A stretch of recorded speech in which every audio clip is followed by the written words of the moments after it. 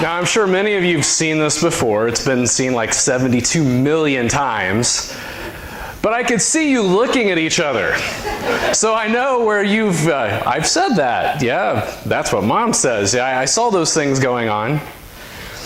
But it's true, isn't it? The moms, they roll off the tongue, don't they? They just, and then a lot of times I think that we do the whole thing, well, I'm never going to do that because and then you realize when those things roll off your tongue, you're like, wow, that's exactly what my mom used to say. The problem with this is that, in fact, there was a USA Today article, and I will put the link to that article, this article, in my email tomorrow morning. But there was a USA Today article this week, and it said, why American moms are struggling. And I think it's not hard to understand that statistically there's a lot of issues going on in the American family. We have a higher percentage of women in the workforce than ever before. We have a higher divorce rate than normal. There's just lots of parenting things. Our kids are extremely busy. There's just so many things that they have on their plate as well. And I was joking with a father just over the weekend, and you know, our kids don't sign themselves up for those things. You know that, right? We're the ones who are making them so busy. They don't sign up for 3 sports in one season and get there all by themselves. But we're struggling because the nature of the family is breaking down a little bit. They're struggling because they have all these expectations of, and I promise you, I'm not going to mention it, the Proverbs 31 woman, okay? That perfect woman that's in Scripture. They have all these struggles with that, but we expect them to run the house, but yet to also be part of the workforce, and to volunteer in the community, and volunteer at the church, and volunteer at the school. And so they're struggling. Just a lot of pressure. Now, this pressure doesn't always come from outside. Kat and I, we had a conversation just yesterday morning about life, where we are. And I will admit that yesterday morning's conversation may have been preceded by a Friday night intense fellowship. If you've been here, you know that that's another word for argument. And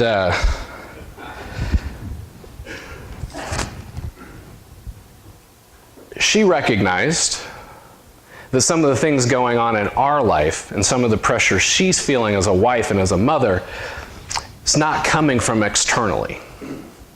It's within her. She knows that she has this ideal and it's not always going the way she necessarily wants it. And but now listen, recognizing it and dealing with it are two different things. And so it's not just enough for her to recognize it, but I have to recognize it. As a family, we have to recognize it, and we have to work together to help the moms in our life, to help our wives and our spouses. I asked her if I could use that example. I wanted to because, see, this is a good one. We came out on top on this one, figured out that she needs help. And she shouldn't have to sound like that every day. And it's mostly the kids, it's not me.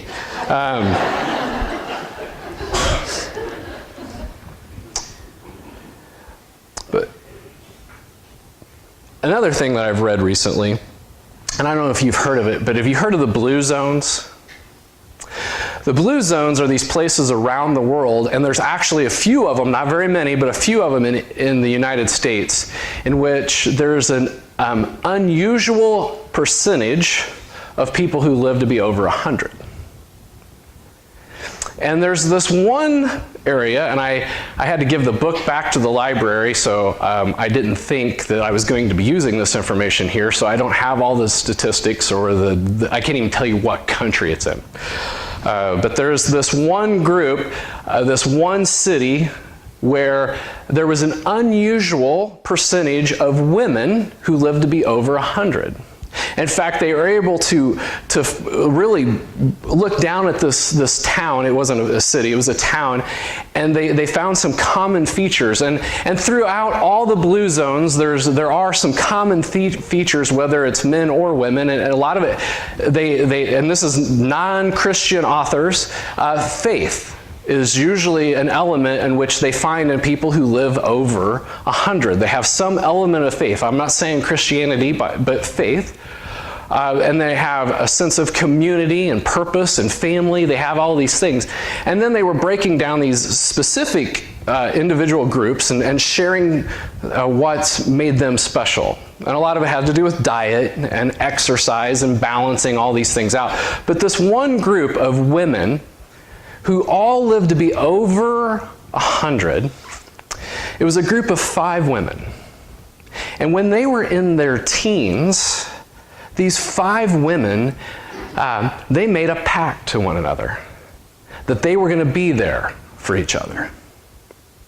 So every afternoon, 365 days a year, these women set aside a time to get together in their town, in their village, to share life together and a glass of wine. Every day. All 5 of them are over 100 years old. And to this day, they still get together, spend about an hour of time together, drink a glass of wine, unpack life, and then go back to their families. See, I think one of the secrets that we're missing, especially in our American life, is the sense of balance and a sense of peace. I know there's some moms in here and a sense of wine. Our story today from Luke chapter 10, if you want to turn there. We're gonna be talking about the story of Mary and Martha, 2 sisters. As we continue in our Red Letter sermon series, where we're just talking about what Jesus has to say. And many of you may know this story, and we're going to look pretty deep in it. But it is a story of 2 sisters who have 2 different perspectives, and Jesus speaks into their lives in such a way that I think that we can pull out this sense of balance, and we can pull out this sense of peace and tranquility that he was speaking of, or maybe it's the secret to a long life. I don't know. But we're going to start with verse 38 of chapter 10 in the book of Luke. And we're just going to read the first one. And it says, "As Jesus and his disciples were on their way, he came to a village where a woman named Martha opened her home to him." Now we're going to park here for quite a while because I think we have to get a full big picture of what's going on. First of all, it says they were on their way. This is a turning point, or has been a turning point for a little bit now in Jesus' ministry. He's probably been with the disciples 2.5 years. And when they're on their way to Jerusalem. They're on their way to the cross. And so as they're walking along, and you remember just a couple weeks ago we had the sermon in which Jesus says that he had no place to lay his head. When we talked about discipleship as disciples of Jesus, we should not expect prosperity. It comes for some, but it's not a promise. And Jesus even told the one, he said, I have nowhere to lay my head. I don't have a hotel reservation at the next village. But earlier in chapter 10, Jesus told the disciples, he sent them out in groups of 2, and he told them, you know what, you're going to have to depend on people. They're going to have to open their home to you, and this is what it's like. And so Jesus, he went to the door of this woman named Martha, and she opened her home to him. It's like first century Airbnb, I guess. But it was a sense of hospitality that they had in their time. And so Jesus shows up at this door, and he knocks on the door, and she opens it up, and she welcomes him in. And so see, discipleship begins when we invite Jesus into our lives. That's the start of discipleship. It's the start of the story. It's the start of our stories individually. And I think it would make more sense if you had a better understanding of Jesus' relationship with this woman, just this woman named Martha. And you can stay where you are, but I'm going to turn over to John, the 11th chapter. And the 11th chapter of John, the entire chapter is about Jesus' relationship with three people: Mary, Martha, and their brother named Lazarus. Maybe you've heard of him. And as the story goes, Jesus is far off. He's hours and hours away of walking from Lazarus and Mary and Martha. And he gets notice that Lazarus is very sick and he's going to die. And it's an interesting thing because Jesus says, all right, let's wait here for a little while. And you would think that the disciples are like, well, wait a minute, Lazarus is sick, you can heal him, let's go. And Jesus is like, no, let's hang out here for a minute. Let's continue to stay here for a minute. Because Jesus' timing is always perfect. No matter how much we want to rush him, Jesus is always on time. He's never early, he's never late, he's always perfectly on time. Unlike pastors, we're always long. Well, when he finally comes, Lazarus is dead. In fact, he has been dead and put into the tomb for 4 days.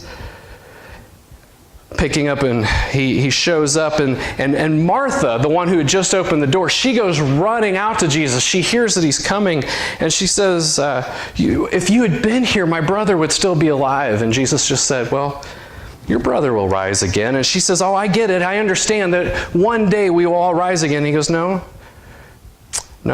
Red letters in John 11, he says, I am the resurrection and the life. The one who believes in me will live even though they die. And whoever lives by believing me will never die. Do you believe this? And she says, yes, I believe it. You are the Messiah. I get it.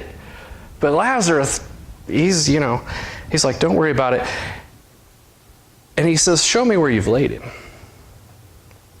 And so he gets outside the tomb and he sees the sisters, and he just, it says, the shortest verse in all the Bible says Jesus wept. So Jesus really cared for these people. Mary and Martha, they were hurt. They had been mourning for days, and Jesus, he wept with them. He comforted them. And then he calls out to Lazarus. He calls out to the tomb, and out walks Lazarus. And so Jesus gets to celebrate with this family of a resurrection. We get to see what it's going to be like. Maybe it's a taste of what we will see when we get to heaven, and we get to see all the people that we've lost.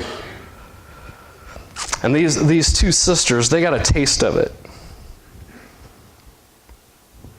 So this is Mary and Martha, Lazarus. So there's a relationship here. It's kind of funny, and this is something we just have to accept from Scripture sometime. John doesn't tell us about this dinner that we're getting ready to start. And Luke, he doesn't tell us about Jesus raising Lazarus from the dead. See, they each have to, they just tell the story that they need to tell for who they're writing to. We have to accept that. And so it's not a contradiction. The other thing is, I guess we really don't know what order they come in, but I'm going to go with that this we're talking about in Luke happened after the resurrection of Lazarus. So there's this relationship that he has, and Jesus obviously cares for Mary and Martha. And so there's this deep relationship. And so, that's the other thing that we have to pick up about discipleship, because there's a tie between what we're learning today. It's not just Mother's Day. It's not just a sermon for women. This is about a story about discipleship. And see, discipleship is also, it's based on a personal relationship with Jesus. This Mother's Day, this morning, I was surprised. I walked out and I flipped on the light and went over by the coffee maker, and there was this tray, and it had a new coffee cup, and it had flowers, and it had 4 cards. So we have 4 kids, and they all had a card, and there were some pictures, and there was a thing of chocolate, and none of it was for me. And so this is a new thing for us. having kids old enough to do these things in which I had nothing to do with it. I honestly say I had nothing to do with what our kids did for their mother this morning. The only thing I got to do is wash out the new coffee cup and take the coffee in on the tray, and I got like 30 seconds like, wow, I can't believe it. I'm like, yeah, I didn't really do it. But anyway, coffee, individual letters, pictures of when they were all little kids, piece of chocolate. You know why our kids could do that and it was the perfect thing for their mother? Because they know her. They have a personal relationship with her. That's why when we talk about us as a church, we use the words connect, grow, and serve. The very first step in discipleship, the very first step in having a relationship with Jesus is connecting with him, getting to know him. This morning, if you read the daily devotion, we talked about the fact that Jesus called the disciples by name. He called people by name. He called Lazarus out by name. He knows our name, and he does because he loves us. And we get to call him by name. We get to call him Jesus. And so it's a personal relationship. As we continue back in Luke 11, verse 39 says, "And she had a sister named Mary who sat at the Lord's feet, listening to what he said." And we just want to point out that Mary was focused on growing. She was sitting at the feet of Jesus. This is the same Mary that at a different meal, she comes in and she takes perfume and she puts it on Jesus' feet right before his death, and she wipes it up with her hair.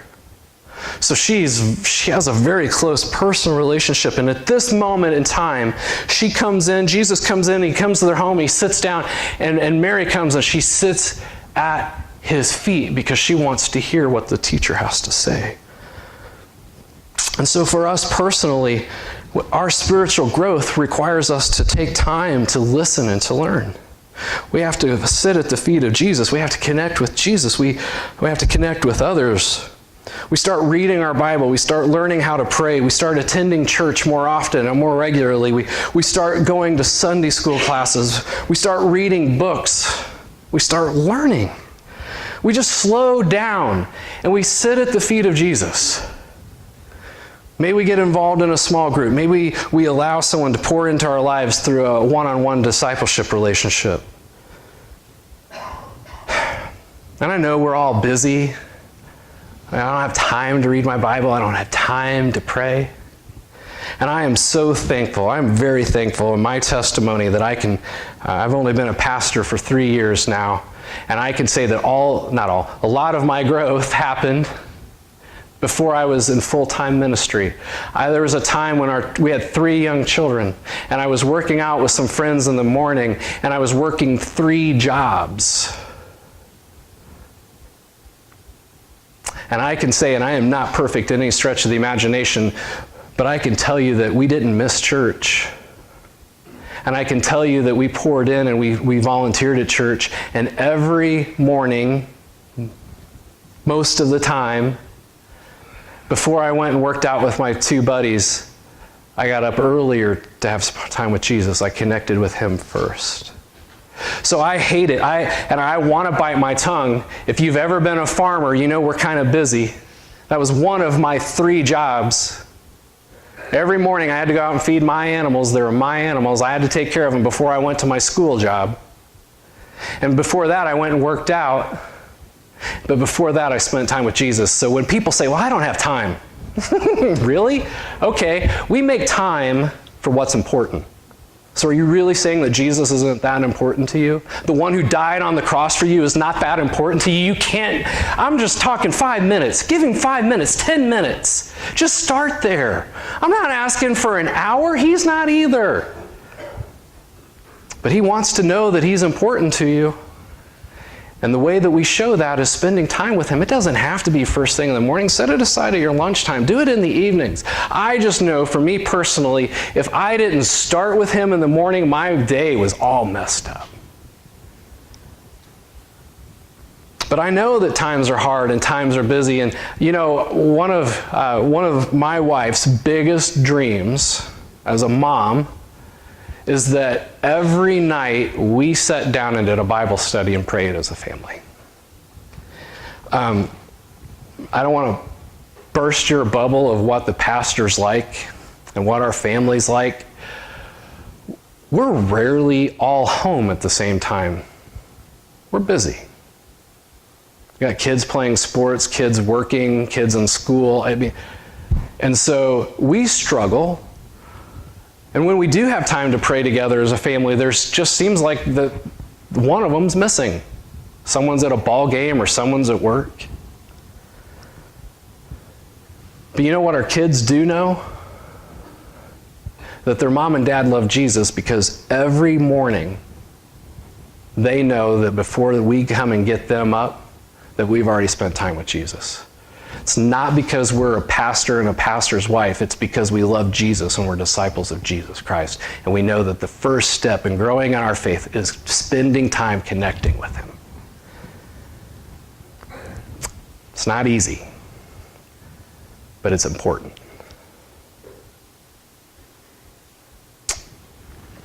Continuing on. But Martha was distracted. Hold on, sorry. I almost missed one of the biggest things. It's funny, I always want to come back to Scripture, but one of the biggest things that we have to learn from this passage is not really spoken. It's unspoken, and we don't get it unless you study the context. This is one of the most radical pieces of Scripture in all the Bible. Because Mary was sitting at the feet of Jesus as an equal. She was considered a disciple. First century, a rabbi would not teach a woman. A rabbi would not talk to a woman in public. Women and wives were property. In fact, here's some teaching from first century teachings. It says, if a man gives his daughter knowledge of the law, it is though he has taught her lechery. I had to look lechery up. I don't know if any of you know what it is, but it's like you were teaching unrestrained or excessive sexual desires. I don't really know what that's supposed to mean. So in other words, if I was to teach my daughter about God, what I was teaching her about is I was teaching her how to be a prostitute. In other words, it's wasted. Don't teach a woman. Don't teach your daughter. Another one from their official teachings, he that talked to a womankind brings evil upon himself and neglects the study of the law, and at last will inherit Gehenna. It's another word for hell. So if we are to teach a woman, we might as we were suffering, we're headed for hell. See, Jesus elevated women everywhere. The woman who was caught in adultery, the Samaritan woman at the well. Jesus actually made a trip through Samaria just to see that woman at the well. Paul continues to elevate women, to share the gospel with women, depend upon women to help establish the church.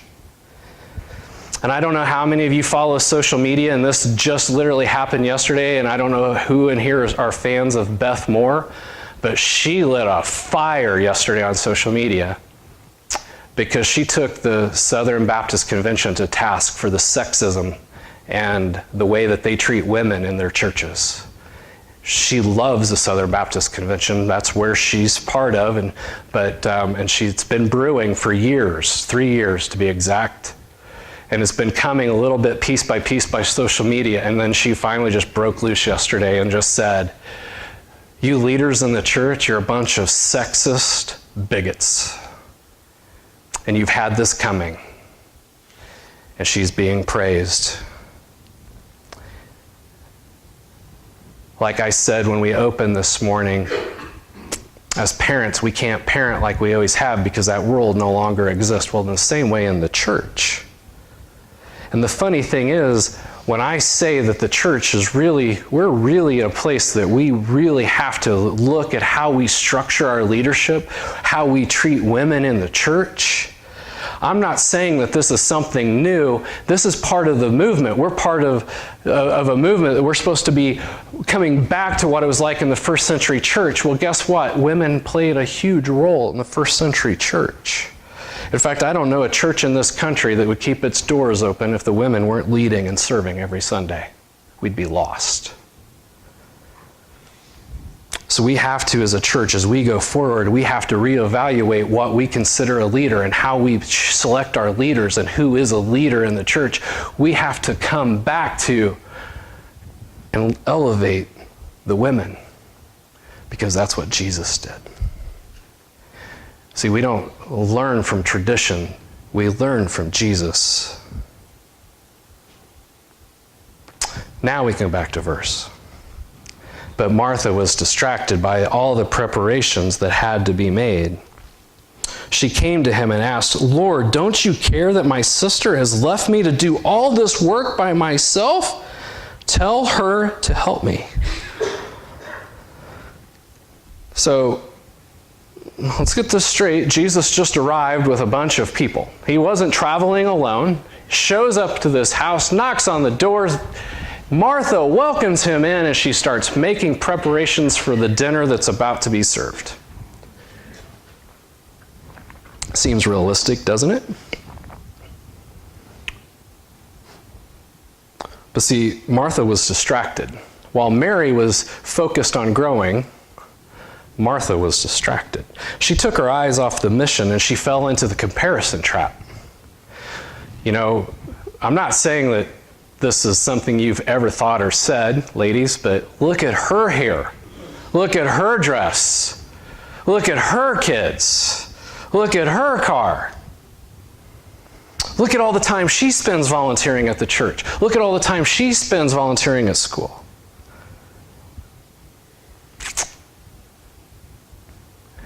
When we take our eyes off of Jesus and we start looking at others, we fall into the comparison trap. Saw a thing just yesterday, a picture of two dogs. One was like a little bitty miniature something, and one was a big old lab. It looked just like our dog Duke. And it said, "How deep is the mud?" Well, the little dog was, the mud was up to here, and the lab Duke dog was like up to his, just above his paws. And it said it depends on who you ask. We're all going through life, but our life is different for every person. So we can't get stuck comparing ourselves to others. It's not just a female problem. Parable of the prodigal son. The older brother was concerned and upset about what the younger son was getting.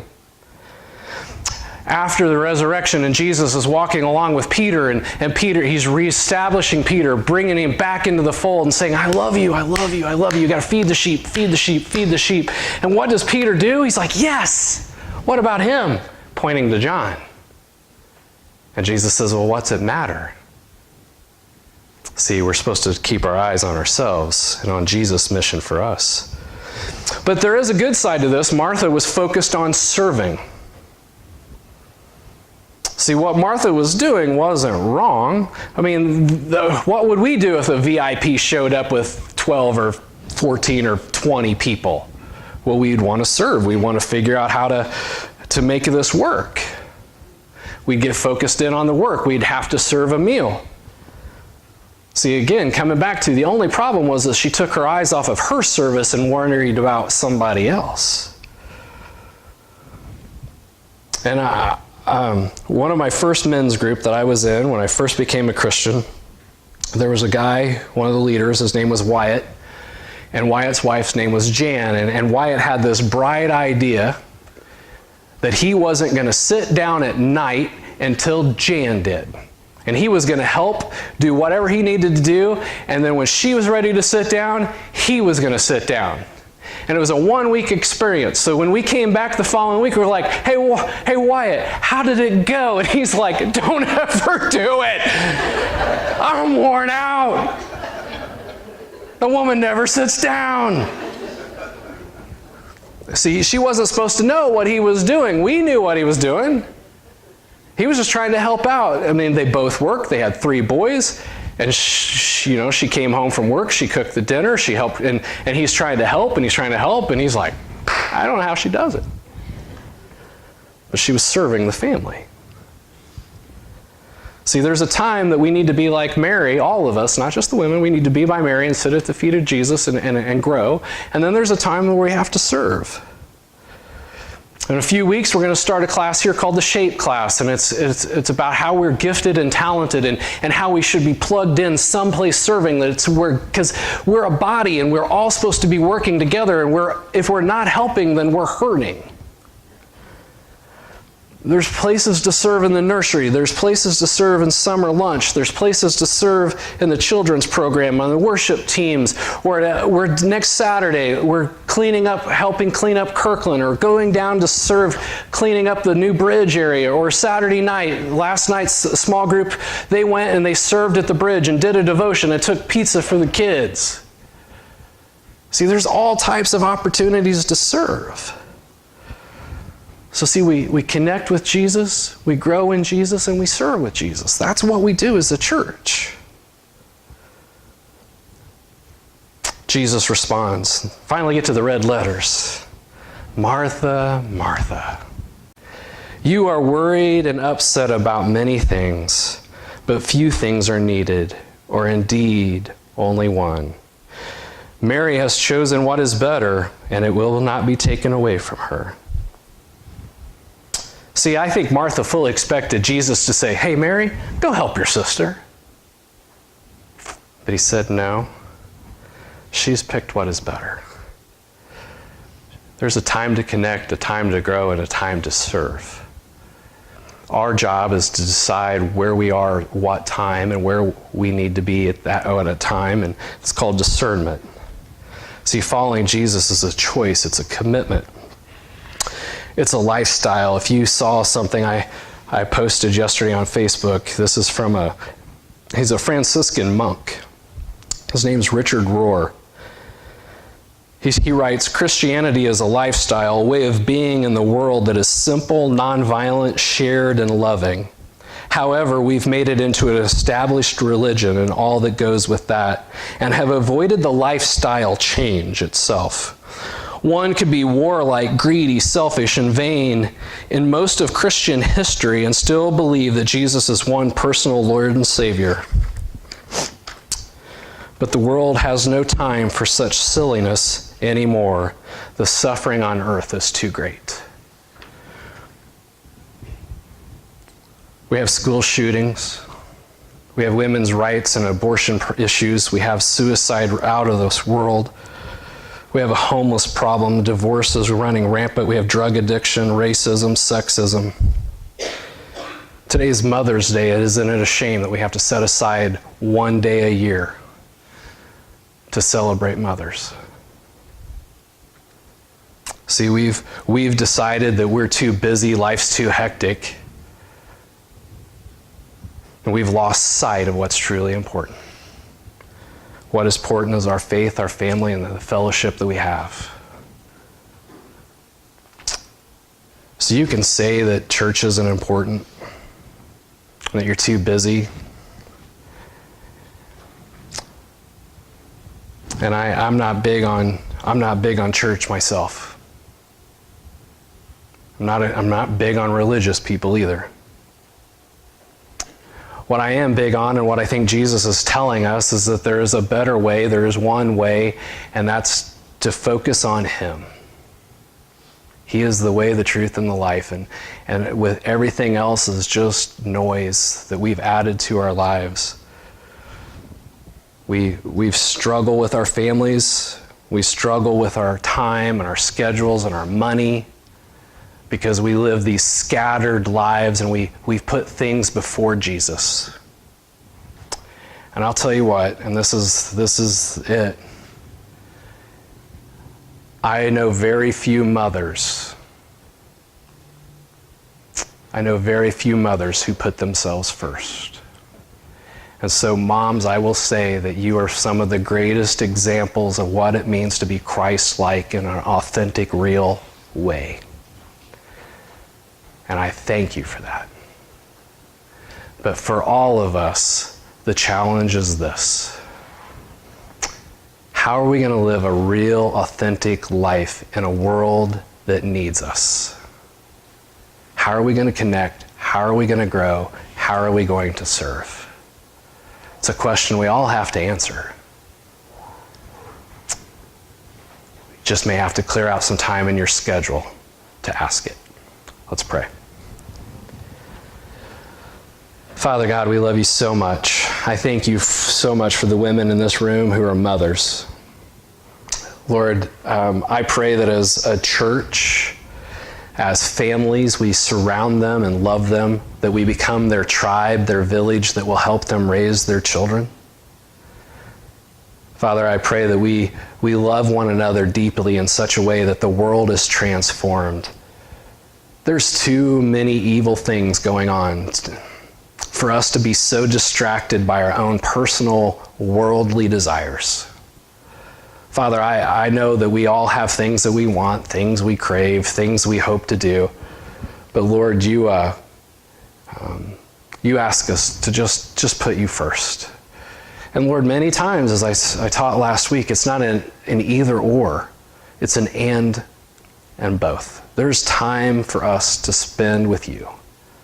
Lord, help us to figure out how to live this life in such a way that you get all the glory and all the honor, and that we get to live real lives filled with purpose and passion.